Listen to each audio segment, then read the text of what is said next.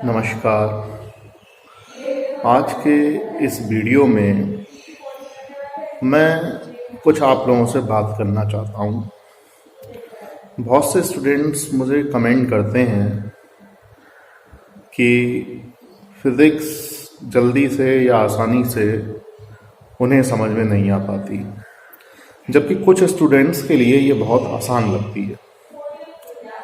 क्या वजह है कि कुछ स्टूडेंट्स इसको आसानी से नहीं समझ पाते हैं और क्या वजह है कुछ स्टूडेंट्स के लिए ये बहुत ही इंटरेस्टिंग सब्जेक्ट होता है। एक उदाहरण लेकर मैं आपको बता रहा हूँ। फिजिक्स का ये टॉपिक अब तक मैंने एनसीईआरटी का जो पहला चैप्टर है उसके कुछ इम्पॉर्टेंट टॉपिक्स को अपनी वीडियोस में अभी तक कवर किया है।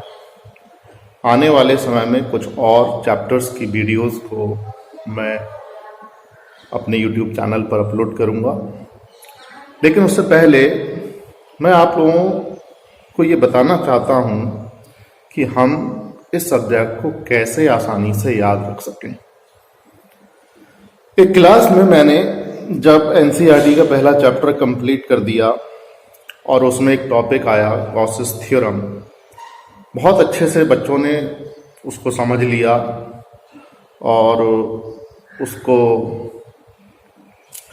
कंप्लीट करा के, उसका डेरिवेशन करा के, उसका प्रूफ करा के, उसकी एप्लीकेशंस भी सारी करा दी। फिर एक बहुत छोटा सा क्वेश्चन मैंने बच्चों से पूछा कि एक स्फेरिकल सरफेस है, उसकी रेडियस 10 सेंटीमीटर है और उस स्फेरिकल सरफेस के अंदर एक डाइपोल रखा हुआ है। मैंने डाइपोल का डाइपोल मोमेंट भी बताया कि डाइपोल का डाइपोल मोमेंट कितने कूलम मीटर है। तो बताइए उस स्फेरिकल सरफेस से कितना फ्लक्स पास होगा। अब आप देखिए स्टूडेंट्स किस तरीके से इस क्वेश्चन को कर पाए। 3 तरीके की कैटेगरी के मुझे स्टूडेंट्स उसमें नजर आए। पहली कैटेगरी के स्टूडेंट्स तो इस क्वेश्चन को कुछ समझ ही नहीं पाए, उनका पेन ही नहीं चला कि क्या करें, क्या लिखें, कौन सा फार्मूला लगाएं, कुछ पेन उनका चला ही नहीं।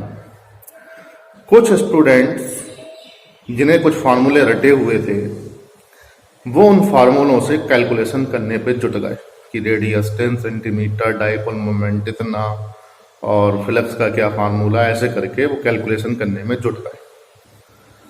और एक और कैटेगरी के स्टूडेंट्स नजर आए जो बेसिक कॉन्सेप्ट पर गए।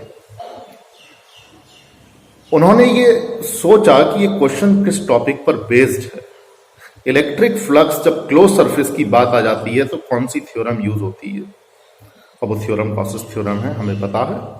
और गॉसेस थ्योरम की स्टेटमेंट क्या कहती है कि जब भी कोई क्लोज सरफेस हो और उसके अंदर चार्जेस रखे हुए हों तो जो उस क्लोज सरफेस से नेट फ्लक्स पास होता है वो उस क्लोज सरफेस के अंदर जो नेट चार्ज होता है उसका 1/ε0 टाइम्स होता है।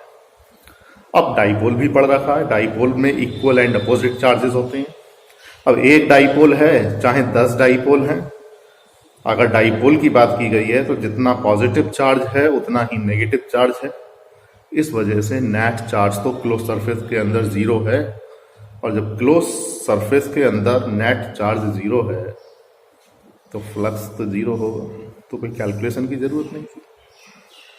तो मेरे कहने का मतलब ये है कि हम जो भी क्वेश्चन फिजिक्स में देखें, पहले हम ये समझने की कोशिश करें कि इस क्वेश्चन के पीछे कॉन्सेप्ट क्या लग रहा है। सीधे फॉर्मूले रटने से काम नहीं चलेगा। यहाँ पर जैसे हम छोटी क्लासेस में करते थे, फॉर्मूले रट लिए और क्वेश्चन हो जाएगा, और यहाँ फिजिक्स में सॉल्व नहीं होगा। कुछ बच्चे केवल न्यूमेरिकल को रटने की कोशिश करते हैं, फॉर्मूलों के रट करके न्यूमेरिकल को निकालने की कोशिश करते हैं, उससे भी काम नहीं चलेगा। फिजिक्स को समझने के लिए 3 स्टेप्स जरूरी है। 3 स्टेप्स। पहली स्टेप में हम कॉन्सेप्ट को आसानी से समझें। बेसिक कॉन्सेप्ट क्या है, जैसे इलेक्ट्रोस्टैटिक्स में अगर हम बेसिक कॉन्सेप्ट की बात करें तो वो सबसे पहले कूलम्ब्स लॉ है। बेसिक फॉर्मूले वहीं से शुरू होते हैं। फिर उस कूलम्स लॉ से हमने काफ़ी चीज़ें निकालना शुरू कर ली थी। उसके बाद जब कॉन्सेप्ट को हम समझ लें, थ्योरी को हम अच्छे से समझ लें, फिर उस थ्योरी से मैथमेटिकल फार्मूलेशन कर दें। उस फार्मूले से कुछ और फार्मूले ड्राइव हो सकते हैं, स्टेप बाय स्टेप कितने फार्मूले ड्राइव हो सकते हैं, अलग अलग मैथमेटिक्स से कैलकुलेट किए जा सकते हैं। जब थ्योरी से हमने मैथमेटिकल फार्मूलेशन कर लिया, फिर हम उन मैथमेटिकल फार्मूलों की हेल्प से न्यूमेरिकल्स को सॉल्व कर सकते हैं। अगर आपने थ्योरी को नहीं समझा, केवल फार्मूलों को रट करके न्यूमेरिकल करना स्टार्ट कर दिया, तो आप एक दो न्यूमेरिकल तो निकाल सकते हैं, लेकिन कोई अचानक दी गई प्रॉब्लम आप सॉल्व नहीं कर पाएंगे। इसीलिए मेरा आपसे ये आग्रह है कि सीधे आप न्यूमेरिकल्स को करने की कोशिश ना करें। सबसे पहले किसी भी चैप्टर का जो इनिशियल कॉन्सेप्ट है, उस कॉन्सेप्ट को समझने की कोशिश करें। मैं ज़्यादातर आपको ऐसी वीडियोस प्रोवाइड कराऊंगा जिसमें बहुत आसान शब्दों में उस चैप्टर का इनिशियल कॉन्सेप्ट होगा। उसको आप ध्यान से देखिए। ध्यान से देखने के बाद मैथमेटिकल फार्मूलेशन खुद करने की कोशिश करिए, स्टेप्स को रटने की कोशिश मत करिए। जब मैथमेटिकल फार्मूलेशन आ जाएगा तो फार्मूले याद रहने में भी सरलता होगी। फिर उसके बाद आप एक्सरसाइज को हाथ लगाएं।